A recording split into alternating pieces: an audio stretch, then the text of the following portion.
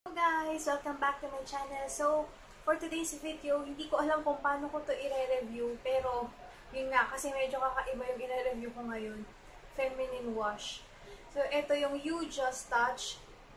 You Just Touch? Hindi ko lang nabasa yung, yung pangalan niya. You Just Touch. Oh? You Just Touch. So, yeah. Ayun. Okay, You Just Touch. Just touch wet and wild. So you just touch na nga tapos wet and wild pa. You just touch wet and wild feminine wash. So ito ay 100 ml. Tapos bubblegum flavor. Ito yung kanyang box, and then ang claims niya is antibacterial with cooling and tightening effect.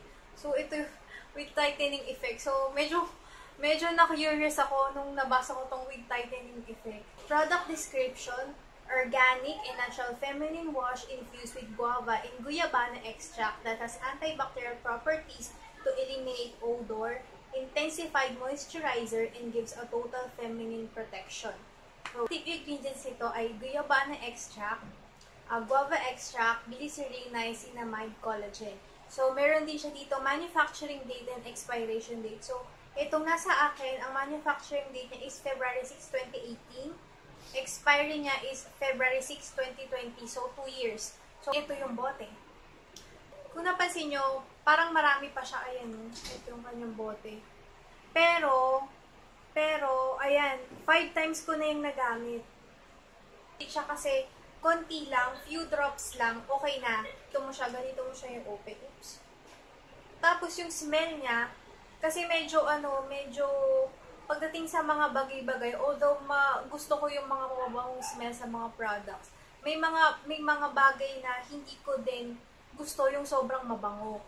But this one, although meron siyang scent na bubblegum flavor, hindi overpowering yung amoy niya. Super mild nung amoy niya. Amoy bubblegum. Tapos kapag dinikit mo nga yung nose mo, kapag mo lang talaga maaamoy yung product, hindi overpowering yung kanyang scent. Feeling after kong gamitin is parang yung normal na feminine wash, pero this one, feel mo talaga na parang ang linis-linis, na parang ang fresh-fresh mo. Yung cooling effect niya. Yung feminine wash kasi na kapag ginamit mo, tas alam mo yung product, parang mainit. Ilagay mo pa lang sa kamay mo, mainit. Tapos kapag nirub mo na siya sa skin mo, parang medyo mainit. Ito, hindi mainit. Kasi di ba may mga ganong soap. Kahit sa soap may ganon, yung mga liquid soap, yung mga panghilamos ng face, mga feminine wash may ganon, mainit. But this one, hindi siya mainit sa feeling. Siguro, mako-compare ko siya. Alam niyo yung yung clean and clear na facial wash na color gray, yung favorite kong gamitin, yung parang medyo minty-minty na parang malamig sa face.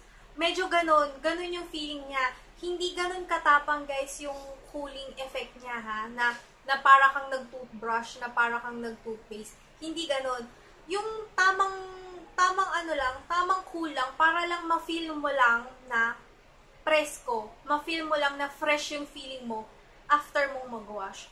If you're going to ask me kung satisfied ako sa feminine wash na to, oo, yes, itry nyo, maganda. Satisfied naman ako. Nabigay naman niya sa akin lahat ng kiniklaim niya. Doon naman sa sa tightening effect niya, wala naman akong naramdamang tightening effect.